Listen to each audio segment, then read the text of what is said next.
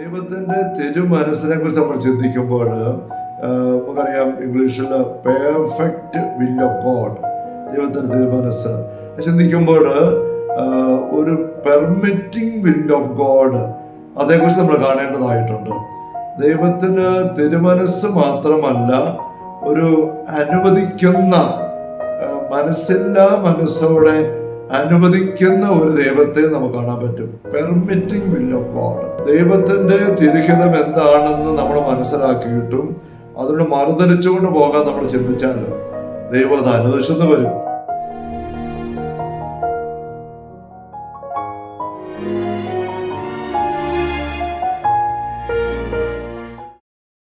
ഈശോ മിശിഹായ്ക്ക് സ്തുതിയായിരിക്കട്ടെ.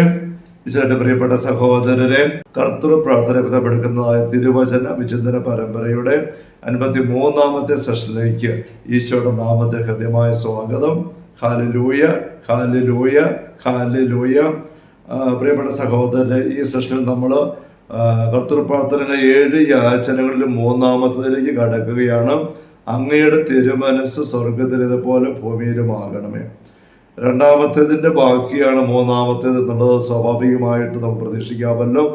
അങ്ങയുടെ രാജ്യം വരണമേ എന്ന് പ്രാർത്ഥിച്ചു. ദൈവത്തിന്റെ രാജ്യം വരുന്നതായ അവസ്ഥയുടെ നേർക്കാഴ്ചയെക്കുറിച്ചാണ് ഈ 3-ാമത്തെ യാചന പരാമർശിക്കുന്നത്. ദൈവത്തിന്റെ രാജ്യം വരുന്നത് ആന്തരികമായിട്ടാണല്ലോ. അപ്പൊ ഭൂമിയിൽ ദൈവരാജ്യം മനുഷ്യ ഹൃദയങ്ങളിലാണ് വരിക. മനുഷ്യ ഹൃദയങ്ങളിൽ ദൈവരാജ്യം വരുമ്പോഴുള്ള അവസ്ഥ എന്താണ് എന്നാണ് ഈ 3-ാമത്തെ യാചന ചൂണ്ടിക്കാണിക്കുക. സ്വർഗീയ അവസ്ഥയാണ്. സ്വർഗത്തിന്റെ അവസ്ഥ ഭൂമിയിൽ ഉണ്ടാവുകയാണ്. 1ഉം 2ഉം നമ്മൾ കണ്ടതാണ്. അങ്ങയുടെ നാമം പൂജിതമാകണം. ദൈവത്തെക്കുറിച്ചുള്ള വലിയ ബഹുമാനം, ആദരവ്, സ്നേഹം, ദൈവത്തോടുള്ള ഇഷ്ടം വ്യക്തികളുടെ ഉള്ളങ്ങളിൽ നിറയുമ്പോഴാണ് ദൈവം പറയുന്നത് അനുസരിക്കാൻ സാധിക്കുക. അങ്ങനെ അനുസരിക്കുന്നിടത്താണ് ദൈവത്തിന്റെ ഭരണമുണ്ടാകുന്നത്, ദൈവത്തിന്റെ രാജ്യം വരുന്നത്. ആ രാജ്യത്തിലേക്ക് ഒരു വ്യക്തി കടന്നു വരുമ്പം ആ വ്യക്തിയുടെ ഉള്ളങ്ങളിൽ ഉണ്ടാകുന്ന സ്വർഗീയ അനുഭവം അതിവിടെ നമ്മൾ കാണുക. ഈ സ്വർഗീയ അനുഭവത്തെക്കുറിച്ചുള്ള വിശുദ്ധ ഗ്രന്ഥ വെളിപ്പെടുത്തലുകൾ നമുക്ക് പ്രധാനമായിട്ടും കാണാൻ സാധിക്കുന്നത് വിശുദ്ധ ഗ്രന്ഥത്തിന്റെ ആദ്യ അധ്യായങ്ങളിലും അവസാന അധ്യായങ്ങളിലുമാണ്. ബൈബിളിന്റെ ആരംഭത്തിൽ കാണുന്നതായ ഉൽപ്പത്തി 2-ാമത്തെ പറുദീസ അനുഭവം, അത് സ്വർഗത്തിലെ അവസ്ഥ ഭൂമിയിൽ വന്നാൽ എങ്ങനെ ആയിരിക്കും എന്നൊരു നേർക്കാഴ്ചയാണ്. പിന്നീട് സാത്താൻ വന്നതെല്ലാം നശിപ്പിച്ചു തകർത്തു നരകരാജ്യമായി. വീണ്ടും നരകരാജ്യത്തെ തീർത്തുകൊണ്ട് ദൈവരാജ്യം സ്ഥാപിക്കുമ്പോൾ ഉണ്ടാകുന്ന അവസ്ഥയെക്കുറിച്ചാണ് വെളിപാട് പുസ്തകത്തിന്റെ 21-22 അധ്യായങ്ങൾ ചൂണ്ടിക്കാണിക്കുന്നത്. അതോടുകൂടി ബൈബിൾ അവസാനിക്കുകയുമാണ്. നമ്മളെ സൂചിപ്പിച്ചതാണ്. അപ്പൊ നമുക്ക് ഈ 2 ബൈബിളിന്റെ ആരംഭത്തിലും അവസാനത്തിലുമുള്ള രംഗങ്ങളിൽ നിന്നാണ് പ്രധാനമായിട്ടും ഈ 3-ാം യാചനയുടെ പ്രസക്തി, സാങ്കത്യവും വിശദാംശങ്ങളൊക്കെ മനസ്സിലാക്കാൻ സാധിക്കുക. ഈ വിചിന്തനത്തിന്റെ ആരംഭത്തിൽ ദൈവരാജ്യത്തെ കുറിച്ച് പറഞ്ഞപ്പോൾ വിശുദ്ധ ഗ്രന്ഥം തന്നെ മനസ്സിലാക്കണമെങ്കിൽ സാത്താന്റെ ഇടപെടലിനെ കുറിച്ചുള്ള പരിഗണന, ശ്രദ്ധ എടുത്തേ മതിയാവൂ. സാത്താനെ ശ്രദ്ധിക്കാതെ വിശുദ്ധ ഗ്രന്ഥം മനസ്സിലാക്കാൻ പറ്റത്തില്ല. ഈശോയുടെ ശുശ്രൂഷ മനസ്സിലാക്കാൻ പറ്റത്തില്ല. ഈശോയുടെ മനുഷ്യാവതാരം മനസ്സിലാക്കാൻ പറ്റത്തില്ല. സഭയുടെ ദൗത്യം മനസ്സിലാക്കാൻ പറ്റത്തില്ല. നമ്മുടെ ആത്മജീവിതത്തിന്റെ പ്രസക്തിയും മനസ്സിലാക്കാൻ പറ്റത്തില്ല. നമ്മൾ കണ്ടത് ഓർമ്മിക്കുന്നുണ്ടല്ലോ. നമ്മൾ കാണുകയുണ്ടായി ബൈബിളിന്റെ ആദ്യത്തെ 3 അധ്യായങ്ങൾ ബൈബിളിന് മൊത്തത്തിലുള്ള ഒരു ആമുഖമാണ്. ബൈബിളിന്റെ അവസാനത്തെ 3 അധ്യായങ്ങൾ വെളിപാട് 20, 21, 22 ബൈബിളിന് മൊത്തത്തിലുള്ള ഒരു ഉപസംഹാരവുമാണ്. അപ്പൊ നമ്മൾ സൂചിപ്പിച്ച് നമ്മൾ ഓർമ്മിക്കുന്നുണ്ടാവും, ബൈബിളിന്റെ ആദ്യത്തെ 2 അധ്യായങ്ങളിൽ സാത്താനില്ല. ഉൽപ്പത്തി 1, 2 അധ്യായങ്ങൾ.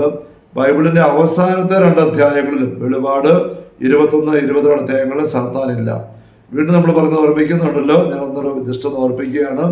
ബൈബിളിന്റെ ആരംഭത്തിൽ 3-ാമത്തെ അധ്യായത്തിൽ ഉൽപ്പത്തി 3-ലാണ് സാത്താനും നരകരാജ്യവും വന്ന് കയറുന്നത്. ബൈബിളിന്റെ പുറകിൽ നിന്ന് 3-ാമത്തെ അധ്യായത്തില് വെളിപാട് 20-ാം അധ്യായത്തില് ഈ സാത്താനെയും നരകരാജ്യത്തെയും ദൈവം പൂർണ്ണമായിട്ട് അവസാനിപ്പിച്ച് ബഹിഷ്കരിക്കുകയാണ്. അങ്ങനെ വളരെ സിമെട്രിക്കൽ ആയിട്ടുള്ള പ്രസന്റേഷനാണ് ബൈബിളിന്റെ ഗ്രന്ഥകർത്താവായ പരിശുദ്ധാത്മാവ് ബൈബിളിൽ വെച്ചിരിക്കുന്നത്. ബൈബിളിന്റെ അധ്യായങ്ങളും വാക്യങ്ങളൊക്കെ തിരിച്ചത് പിന്നീടുള്ള സഭാപിതാക്കന്മാര് നമുക്കത് റെഫർ ചെയ്യാനും സൂചിപ്പിക്കാനും പഠിപ്പിക്കാനും പ്രഘോഷിക്കാനുമുള്ള സൗകര്യത്തിന് വേണ്ടി പിന്നെയുള്ള നൂറ്റാണ്ടുകളിലാണ് നമ്മൾ കണ്ടിട്ടുണ്ട്. ബൈബിള് പരിശുദ്ധാത്മാവ് പല വ്യക്തികളെ കൊണ്ട് എഴുതിച്ചപ്പോൾ അധ്യായങ്ങളും വാക്യങ്ങളും ഒന്നും അത് പരാമർശിച്ചിട്ടില്ല. ബൈബിളിന്റെ ആദ്യ ഭാഗം, ഇന്ന് 3 അധ്യായങ്ങളായിട്ട് വന്നിരിക്കുന്ന ഭാഗം ആമുഖമായിട്ടും ഏറ്റവും അവസാന ഭാഗം, ഇന്ന് അവസാനത്തെ 3 അധ്യായങ്ങൾ വന്നിരിക്കുന്നത് ഉപസംഹാരമായിട്ട് നമുക്ക് കൃത്യമായിട്ട് വളരെ സിമെട്രിക്കലായിട്ട് നല്ല യോജിപ്പോടുകൂടെ അവ ആശയങ്ങൾ അടുക്കി ചേർത്തിരിക്കുന്നു, അടുക്കി അവസാനിപ്പിച്ചിരിക്കുന്നു. അങ്ങനെ നമ്മൾ വിശുദ്ധ ഗ്രന്ഥ വെളിപാടിനെ ശ്രദ്ധിക്കുമ്പോൾ ദൈവം തന്റെ തിരുമനസ്സിന്റെ നിറവില് മനുഷ്യമക്കൾക്ക് വേണ്ടി വിഭാവനം ചെയ്ത അവസ്ഥ എന്തായിരുന്നുവെന്നാണ് ഉൽപ്പത്തി 2 പർദീസ വിവരണത്തിൽ കൂടെ കാണിച്ചു തരുന്നത്. അത് സാത്താൻ കയറി നശിപ്പിച്ചു. അതിനെ സാത്താന്റെ ഇടപെടലിനെ എല്ലാം ദൂരീകരിച്ച് ദൈവത്തിന് പ്രത്യക്ഷമായത് പിശാചന്റെ പ്രവൃത്തി നശിപ്പിക്കാനാണ് 1 യോഹന്നാൻ 3:8 നമ്മൾ വായിക്കുന്നത്. അങ്ങനെ ദൈവപുത്രന്റെ അവതാരത്തിന്റെ മുന്നറിയിപ്പ് ഉൽപ്പത്തി 3:15 സ്ത്രീകളുടെ സന്തതി നിന്റെ തല തകർക്കും. ആ മുന്നറിയിപ്പ് അനുസരിച്ചുള്ള ദൈവത്തിന്റെ പദ്ധതി എങ്ങനെ പൂർത്തീകരിക്കപ്പെട്ടു. അബ്രാഹത്തിന്റെ വിളി നമ്മളെല്ലാം കണ്ടതാണല്ലോ. അബ്രാഹത്തിന്റെ വിളി, ഇസഹാക്ക്, യാക്കോബ്, 12 മക്കള്, ഇസ്രായേല്, തേനും പരുത്, കാനാദേശം, പ്രവാചകന്മാര്, ചരിത്രത്തിന്റെ ഒരുക്കം, ഈശോയുടെ കടന്നുവരവ്, പുതിയ നിയമത്തിന്റെ കാര്യങ്ങള്, ഈശോയുടെ രക്ഷാകരപത്തിന്റെ പൂർത്തീകരണം, കുരിശുമരണം, പെന്തക്കോസ്തായില് ദൈവരാജ്യത്തിന്റെ വിദ്യ സഭയുടെ ആരംഭം, ഉദ്ഘാടന സഭ, ആദിമസഭ, അപ്പോസ്തല പ്രവർത്തനങ്ങളില്, പിന്നീട് ഇങ്ങനെയുള്ള ദൈവിക പദ്ധതിയുടെ വിശദീകരണങ്ങൾ പൗലോസപ്പോസ്തലൻ തന്റെ ലേഖനങ്ങളെ കൂടെ നടക്കുന്നത്. ഇതെല്ലാമാണ് നമ്മൾ ബൈബിളിൽ കാണുക. അങ്ങനെ വന്നൊരു അവസാനം അതിന്റെ പൂർത്തീകരണം നമ്മൾ കണ്ടു. വെളിപാട് പുസ്തകത്തിലുള്ള വിവരണങ്ങള്, വലിയ ആത്മീയ പോരാട്ടത്തിന്റെ അവതരിപ്പിക്കലുകള്, സൂചനകള്, അതിന്റെ ആത്യന്തികമായ ദൈവരാജ്യത്തിന്റെ വിജയം, ദൈവത്തിന്റെ വിജയം സാത്താനെ തീർത്തുകൊണ്ട്, അതാണ് വെളിപാട് 20 അധ്യായവും. അവസാനം 21, 22 അധ്യായങ്ങളില് വീണ്ടും ദൈവം എവിടെ പർദീസ വിവരിച്ചുകൊണ്ട് ആരംഭിച്ചു അതിലേക്ക് മനുഷ്യർക്ക് വീണ്ടും കൊണ്ടുവരുന്നു. അതാണ് വെളിപാട് 21, 22 അധ്യായം സ്വർഗത്തിന്റെ വിവരണങ്ങൾ. അപ്പൊ ഈ ആദ്യ അവസാന രംഗങ്ങൾ ശ്രദ്ധിക്കുമ്പോൾ ദൈവത്തിന് മനുഷ്യമക്കൾക്ക് വേണ്ട തിരുമനസ് എന്താണെന്ന് മനസ്സിലാക്കാൻ സാധിക്കുന്നു. അതുകൊണ്ട് അങ്ങയുടെ തിരുമനസ് സ്വർഗത്തിലെ പോലെ ഭൂമിയിലും ആകണമേ എന്ന് നമ്മൾ പ്രാർത്ഥിക്കുമ്പോൾ നമുക്ക് ഈ ഒരു യാചനയിൽ 3 കാര്യങ്ങൾ ശ്രദ്ധിക്കാനായിട്ടുണ്ട്. ഒന്ന്, ദൈവത്തിന്റെ തിരുമനസ് എന്ന് പറയുന്നത് എന്താണ്? 2, സ്വർഗത്തിലേതുപോലെ എന്ന് പറയുമ്പോൾ എന്താണ് ഉദ്ദേശിക്കുന്നത്? 3, ഭൂമിയിലാകണം എന്ന് പറയുമ്പോൾ നമുക്കത് എങ്ങനെ മനസ്സിലാക്കിയെടുക്കാനായിട്ട് സാധിക്കും? അപ്പൊ ഈ 3 ഘട്ടമായിട്ട് നമുക്ക് ഈ ഒരു 3-ാം യാചനയുടെ വിചിന്തനം മുന്നോട്ട് കൊണ്ടുപോകാം. Hallelujah, hallelujah, hallelujah. ആദ്യമായിട്ട് നമ്മൾ ദൈവ തിരുമനസ്സിനെ കുറിച്ച് ചിന്തിക്കുന്നു. ദൈവത്തിന്റെ തിരുമനസ്സിനെ കുറിച്ച് നമ്മൾ ചിന്തിക്കുമ്പോൾ നമുക്കറിയാം ഇംഗ്ലീഷിൽ പെർഫെക്റ്റ് വിൽ ഓഫ് ഗോഡ്, ദൈവത്തിന്റെ തിരുമനസ് ചിന്തിക്കുമ്പോൾ ഒരു പെർമിറ്റിംഗ് വിൽ ഓഫ് ഗോഡ്, അതേക്കുറിച്ച് നമ്മൾ കാണേണ്ടതായിട്ടുണ്ട്. ദൈവത്തിന് തിരുമനസ് മാത്രമല്ല, ഒരു അനുവദിക്കുന്ന, മനസ്സില്ലാ മനസ്സോടെ അനുവദിക്കുന്ന ഒരു ദൈവത്തെ നമുക്ക് കാണാൻ പറ്റും. Permitting will of God. യോഹന്നാന്റെ സുവിശേഷത്തിലെ 13-ാമത്തെ അധ്യായത്തില് 27-ാമത്തെ വാക്യത്തില് ഈശോ യൂദാസിനോട് പറയുകയാണ്, നീ ചെയ്യാനിരിക്കുന്ന വേഗം ചെയ്യുക. അത് യൂദാസിന് അറിയാം എന്താ ചെയ്യാനിരിക്കുന്നത്, ഈശോയ്ക്കും അറിയാം. പുറത്തു പോയി പുരോഹിതരെ കണ്ട് 30 വെള്ളിക്കാശിന് ഈശോയെ വിറ്റ് ഈശോയുടെ പക്കലേക്ക് പടയാളികളെ കൂട്ടിക്കൊണ്ട് വന്ന് ഒറ്റിക്കൊടുക്കുക, അങ്ങനെ ഈശോയെ ഏൽപ്പിച്ചു കൊടുക്കുക. ഈ ഒരു കാര്യം ദൈവത്തിന്റെ തിരുമനസ്സല്ല. പക്ഷെ അത് ചെയ്യാനായിട്ട് ഈശോ യൂദാസിനെ അനുവദിക്കുന്നു. എന്തുകൊണ്ടാണ് അനുവദിക്കുന്നത്? യൂദാസ് ഈശോയുടെ കൂടെ 3 വർഷം ഉണ്ടായിരുന്നിട്ടും ഈശോ വെളിപ്പെടുന്ന ദൈവരാജ്യത്തിന്റെ പദ്ധതികളൊക്കെ ക്രമമായിട്ട് കേട്ടിട്ടും തന്റെ പീഡാസഹനത്തെയും കുരിശുമരണത്തെയും ഉത്ഥാനത്തെയും കുറിച്ചുള്ള പീഡാനുഭവ പ്രവചനങ്ങള് 3 നേരിട്ട് കേട്ടിട്ട് കാര്യങ്ങളെല്ലാം മനസ്സിലാക്കിയിട്ടും യൂദാസ് ആ ദൈവത്തിന്റെ തിരുമനസ് സ്വീകരിക്കാൻ തയ്യാറല്ല. മറിച്ച് സ്വന്തം പദ്ധതിയും പ്ലാനുമായിട്ട് മുന്നോട്ട് നീങ്ങുകയാണ്. അങ്ങനെ നിർബന്ധപൂർവ്വം യൂദാസ് നീങ്ങുമ്പോൾ യൂദാസിന്റെ ആ തീരുമാനം അനുസരിച്ച് നീങ്ങാനായിട്ട് ഈശോ അനുവദിക്കുകയാണ്. അതൊരു പെർമിഷൻ കൊടുക്കുന്ന മാത്രമേ ഉള്ളൂ, ദൈവത്തിന്റെ തിരുമനസ്സായതുകൊണ്ടല്ല. അങ്ങനെ കൊടുക്കാനുള്ള കാരണം യൂദാസിന്റെ സ്വതന്ത്ര മനസ്സിന്റെ തീരുമാനത്തെ ഈശോ മാനിക്കുന്നതാണ്. ദൈവത്തിന്റെ തിരുഹിതം എന്താണെന്ന് നമ്മൾ മനസ്സിലാക്കിയിട്ടും അതിനോട് മറുതലിച്ചുകൊണ്ട് പോകാൻ നമ്മൾ ചിന്തിച്ചാൽ ദൈവം അത് അനുവദിച്ചെന്ന് വരും. യൂദാസ് ഈശോ വെളിപ്പെടുത്തിയതായ ദൈവത്തിന്റെ മനസ്സ് അറിഞ്ഞിട്ട് സ്വീകരിക്കുന്നില്ലായിരുന്നുവെന്ന് വ്യക്തമാക്കുന്ന വചനഭാഗം ഉണ്ടല്ലോ. യോഹന്നാൻ 6:64 63 പറയുന്നുണ്ട്, ഞാൻ നിങ്ങളോട് പറഞ്ഞ വാക്കുകൾ ആത്മാവും ജീവനുമാണ്. അതിനു മുമ്പ് യോഹന്നാൻ 6 തന്നെ 60 ശിഷ്യന്മാർ പെറുപിറുക്കുന്നതിനെ കുറിച്ച് പറയുകയാണ്. ഈശോ സ്വർഗത്തിൽ നൽകിയ ജീവനുള്ള അപ്പം താനാണെന്ന് പറഞ്ഞ് പഠിപ്പിക്കുമ്പോൾ ഈ വാക്കുകൾ കഠിനമാണ്, ഇത് ഗ്രഹിക്കാൻ ആർക്ക് സാധിക്കും എന്ന് പറഞ്ഞുകൊണ്ട് ആൾക്കാർ പെറുപിറുത്തു. അത് മനസ്സിലാക്കിയിട്ട് ഈശോ നേരെ ചോദിക്കുന്നുണ്ട്, ഈ വാക്ക് നിങ്ങൾക്ക് ഇടർച്ച വരുത്തുന്നുണ്ടോ? എന്നിട്ട് പറയുകയാണ്, ഞാൻ പറഞ്ഞ വാക്കുകൾ ആത്മാവും ജീവനുമാണ്. എന്നിട്ട് 64 ഈശോ പറയുകയാണ്, എന്നാൽ വിശ്വസിക്കാത്തവരായി ഈ വചനം സ്വീകരിക്കാത്തവരെ നിങ്ങൾ ചിലരുണ്ട് എന്ന് ഈശോ പറയുമ്പോൾ 64 ബാക്കിയുടെ യോഹന്നാൻ അവിടെ സുവിശേഷകൻ കൃത്യം പറയുന്നുണ്ട്, അവനിത് പറഞ്ഞത് തന്നെ ഒറ്റുകൊടുക്കാൻ ഇരുന്ന യൂദാസ് ആരാണെന്ന് അറിഞ്ഞിട്ട് അവനെ കുറിച്ചാണ്.